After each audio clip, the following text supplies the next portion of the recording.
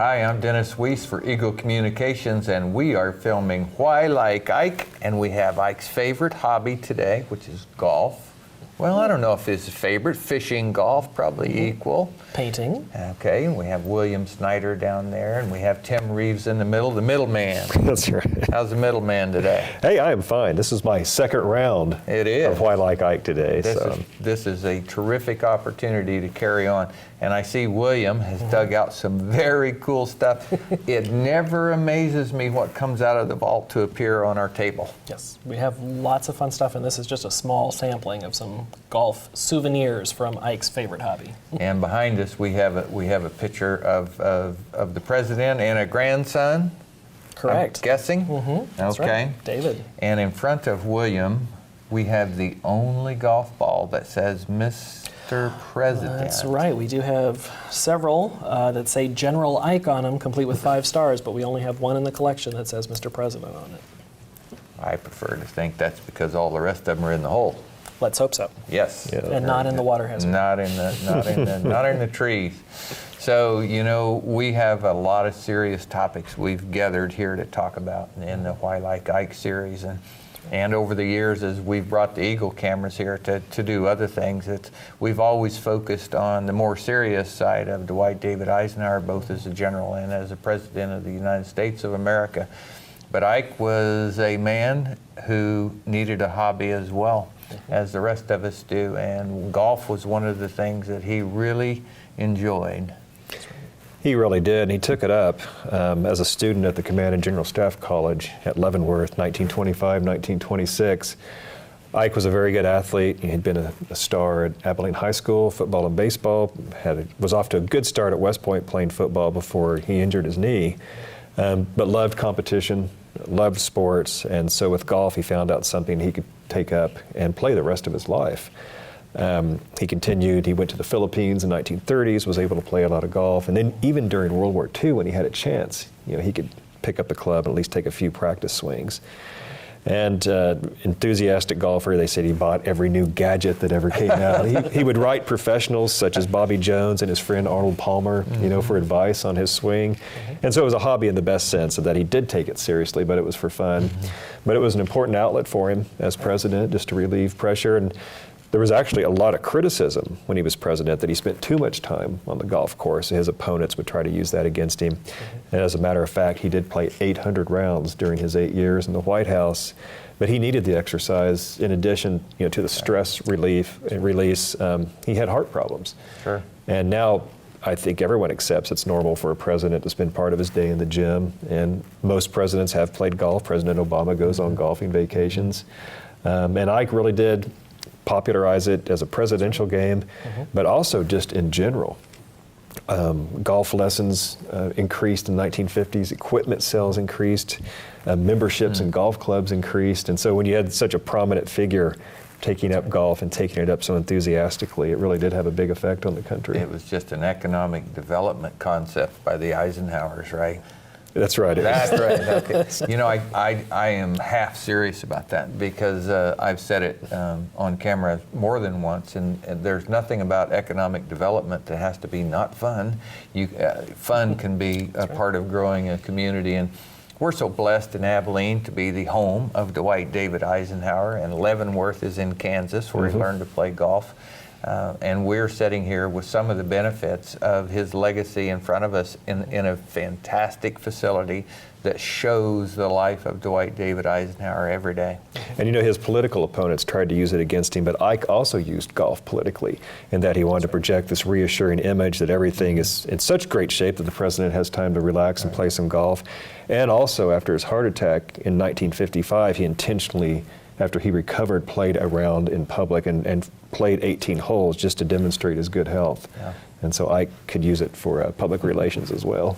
I noticed this little short club here, and we looked at it before the camera started, and it was given to him by Bobby Jones, right, William? Yes, it was. And Bobby Jones, famous player, and I'm looking at the grip on it. I don't think it was used a lot, so it could have been a joke. It could have been maybe made for the grandson or something, but still, Well, there are a few scratches on it, so it may have been used, and what little bit of information we have about it, it's supposedly for use if you're stuck in the rough or behind a tree on the fairway. So you really? can lean over and take a short swing, but still have the weight of a wood on it. This is a joke. Maybe it was the club he loaned Mr. Nixon. Just for the photo opportunity. Exactly. That would be a good practical joke. Right. Okay. But it does have his signature and 5 stars engraved in the brass plate on the bottom. And, signatures and 5 stars. That's Yep. pretty cool. Yep. That's pretty cool. You know, I thought about this today, and I remember talking to Carl Weisenbach one time years ago about what we were going to do here on this campus, and there were some ideas about a golf tournament or something, you know, as a fundraiser for the foundation, and boy, I just kind of stepped back and I said, gosh, maybe that'd be a great idea someday, but that cannot be the first thing we say about Dwight David Eisenhower in Abilene. So. There's still that lingering There's thought still that it lingering was, stigma he spent about too much time playing on the golf course. Right. But But today we're going to celebrate it. That's right. Because he was a wise man. He knew he had to get outside. He knew he had to keep moving. He knew he had to keep his mind healthy. One of the greatest minds that's ever been applied to the problem of peace and prosperity in the United States. Right. and of course, golf's a nice symbol of that too. It is. Sort of peace Focus. and prosperity. You have to have your game organized. I'm a terrible golfer, by the way. The patience factor. I leave on hole number 1. Well, that was not Ike's strong suit, the patience part. Okay. And he played very quickly, and they said he would practically run into his putts across the green. You're comforting me now. Yeah. But he did enjoy the game, and Yeah. of course he had a 3-part, a little course built at Camp David, the presidential retreats. I think I understand they had 1 green and then 3 short approaches to it. Okay. And then the United States Golf Association installed a large putting green at the White House, and he used that. Most afternoons he would go out to work on his short game, but at one time at the putting green, the White House squirrels were disturbing the green, and Ike actually wanted the Secret Service to shoot them. And Jim Haggerty, his press secretary, decided that would be bad PR. Bad PR. And so they came in at night and they trapped the squirrels and they released them in Rock Creek Park in Washington. And Well, no longer disturbed Ike's Coming from the golf guy who green. has to maintain service lines hanging in the air in Abilene, Kansas, I wished he'd have shot him too. And there was even former presidents liked seeing Ike's cleat marks that he left in the floor at the White House. No And I kidding. believe we have a piece of that, the floor here in the Really? museum. With, We do, but it is in an incredibly huge case. Actually, Couldn't when the really- Nixons renovated some sections of the White House, they actually saved the cleat marks in No the floor kidding. and put it in a big, huge presentation case and sent it to Ike. It's amazing to me that, so we're sitting here in front of a table full of golf stuff, okay? well, and speaking of, sorry, go ahead. Okay, and It's your a show. box, And a box. and a little trophy stand. But if you look at every one of these things, it's a statement of a point in time in history. That's the 80th millionth bulb that Sylvania produced in Alabama or something like that. Billionth flashbulb, back when we had to have Billionth. flashbulbs for cameras, and it was produced in Pennsylvania during Eisenhower's Okay, administration. everybody that remembers So, flash there we bulbs go. and cameras raise their hand. Oh, yeah. Okay, so, Okay. but they, created a little, the flashbulb is now a golf ball, and this Yeah. great caricature of Ike, and sent it off to the president. I think he looks like Gollum from Lord of the Rings a little Yeah, bit. yes, but, maybe not the best caricature. Okay, I'll give It's a character. So we have Santa Fe Railroad gave him a gift of golf balls in a box. Absolutely. So the little plaque on it says to Dwight D. Eisenhower with carloads of best wishes, carloads, Yep. for clear skies and low scores, and it was a very fancy wooden box to hold golf balls. Very So- cool. Presidents attract lots of things. We just left the research room a little bit ago, and where there are trainloads of documents that presidents attract and things. But tying golf to a statement of economic development again, it's a passion for me. You have to forgive me. But that says Bob Hope Desert Classic. There's like 3 or 4 different years of pins. Yes. Bob Hope Desert Classic transformed that section of Arizona into a destination. It certainly did. One of the foundational, probably economic events that focused people's attention. Man, that'd be a great place to go retire and play golf. And Bob Hope and President Eisenhower were good friends in that. And arena. golfing partners. And golfing partners. And as a matter of fact, this putter that I have right here is engraved on the back. It was a Christmas present from Bob Hope to President Eisenhower. Okay, you know, I think about all of the struggles that Dwight David Eisenhower lived through in World War II and the decisions he made as president. I find golf to be a frustrating game, but I'm not trying to save the free world. How relaxing it must have been for him to be able to step away, because you can't play golf and not focus on it. Right. And so, you know, moving your focus from the day-to-day duties as a president to a little white ball would be a great relaxation technique, a shift of focus to allow your mind to clear. He needed it, and on some vacations, he would go and for 2 weeks play 36 holes of golf a day. So he really was able to relax his mind, and much like his painting, you know, he could completely escape the pressures of the office and concentrate completely on that task. And so it really did have a rejuvenating effect. You mentioned the D-Day invasion and all these great accomplishments of Ike's life from World War II to 2 terms as president. But in 1968, we have a card for the Hole-in-One Association.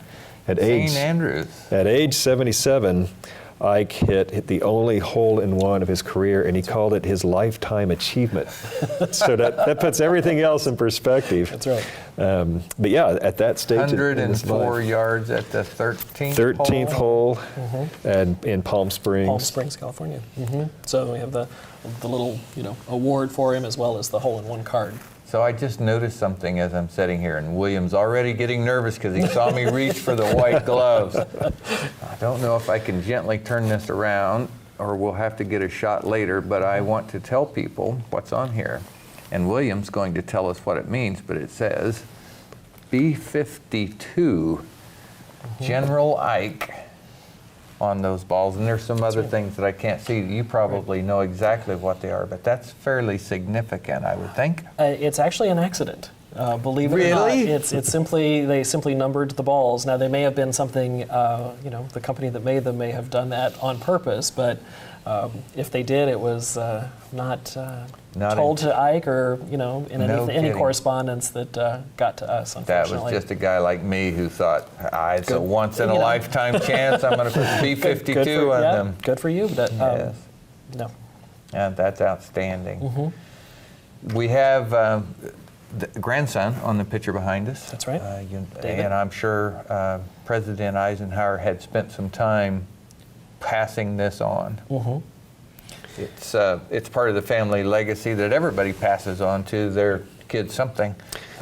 It is. In fact, well, we have a letter from Ike to his grandson David, and David's just informed him that he's going to go to Amherst to college. Okay. And Ike is also encouraging him to try out for the baseball team. And he says, well, if that doesn't work, then you should take up golf, which is the greatest game of all. And so that was his advice to his grandson. Yeah, a disclaimer here. I had a training barn just down the road from Amherst College for a year and a half. It was the longest year and a half of my life, by the way. I lived through it. As I think about golf and think about Dwight David Eisenhower, and part of what you do at golf, and for me anyway, the enjoyment is the people you play with and the conversations you have. My wife and I use it as a getaway. We go out, just the two of us, and you know, we don't even keep score. We just go outside and have fun and talk and laugh. Good thing to But do.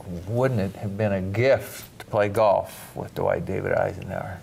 Unless he was having a bad day, in which case he might throw a club at you. I think it was his doctor, Dr. Snyder, and Ike did make a poor shot, and Dr. Snyder made a mistake of saying, nice shot, and Eisenhower cursed at him and threw a club and hit him in the shin. So he did take it seriously. Yeah. But again, taking a hobby seriously is part of what makes it so beneficial. And, you know, you mentioned, Dennis, or we mentioned Augusta, where Ike played so much, and I'm just looking at the photograph here, which brought this to mind. This is the famous Mamie cabin at Augusta, where Ike would often stay, you know, they would go there for a couple of weeks at a time. There was also a famous tree which vexed Eisenhower when he would play golf at Augusta, and he was on the board of governors for the club, and he actually introduced a motion one year to have that tree cut down. Like those squirrels. And he was voted down, but finally in 2013, Mother Nature took care of the tree, and the club was nice enough to send us a portion of that tree, which is now on display. I've seen it. Special case in our library lobbies. I have to think that General Eisenhower, President Eisenhower, rejoiced in heaven when the tree went down. I imagine so. Yes. Yeah. And we're thrilled to have a slice of it here. What else do you have in the stack? Well, speaking of Augusta, I will mention a letter that I have a copy of. Okay. And it's from a gentleman named Willie Poteet, who was Ike's caddy most of the time that he was at Gettysburg. Ike did not call him Willie, he called him Cemetery, and some of Mr. Poteet's friends called him Dead Man. But the story was that he was once in a knife fight and was in such poor shape that he woke up actually on the table at the county morgue. They thought he was dead, but he came back to life, and so he earned this nickname of Cemetery. We have this really touching letter that Willie wrote to Mrs. Eisenhower after the president passed away, and he talks about how Ike always called him Cemetery and what a great time they had playing at Augusta. But eventually, he could no longer keep up with Ike on the golf course and had to retire. But he was one of Ike's many friends down in the Augusta, Georgia area. Other photographs, let's see, here's another one of Ike. This is, I believe, William, at the 10th hole at Augusta, wearing his green jacket, which I don't think we've talked about yet. Right behind us. Famous green jacket that I guess all members of the Masters Club wear, and the winner of the tournament is entitled to wear, and here it is in color on New Year's Eve, 1959, and we believe this picture was taken in their cabin at Augusta. So it really was an important place in Ike's life, and again, spent a lot of vacations there. They had kind of a mini White House set up at Augusta for him, as presidents do when they travel. Well, I learned something every time I sit down with you fellas, and today, first of all, I didn't know you had a green jacket. I didn't know you sent it to Augusta. That's right. They have recently built a museum onto the clubhouse, and so every year we send Ike's jacket down to them. They have a display case just for Ike's green jacket, so we're honored that we get to participate in the Masters that way. And probably while this is airing, then we're pretty close to Masters time. First week in April. Okay. That was one of his favorite courses, Burning Tree in Washington, D.C., where a lot of politicians play and other presidents have played. And Cherry Hills in Denver had been one of his favorites until his heart attack, and then he could no longer play at that altitude. Okay. And then, of course, many courses in Southern California where he's spent a lot of his retirement years and where he hit his hole-in-one. So very, very dear to his heart. Something else we have on display that William brought out are Ike's his rule book. I don't obviously very well thumbed copy of golf's rules. So he, again, taking that hobby seriously, I'm sure he would pull it out and quote chapter and verse to someone if they had a dispute over one of the rules. And coincidentally, it's from his first. It's from the same year that he got his green jacket. Really? Yes. Okay. From 1948. Yeah, I just can't take golf that seriously. I just choose not to. So our rule book is quite thinner and not very well used either. Okay. Tim, I always ask something like this. So, you sit here, you do the work at this institution every day. Some days Eisenhower has to be old hat, so because it's just what you do every day. But you would think so, but then I can come over here to the museum side and see things I've never seen, because we have something on the order of 70,000 artifacts, which I could never see in my lifetime. And of course the 26 million documents, which I'll never see all of them in my lifetime.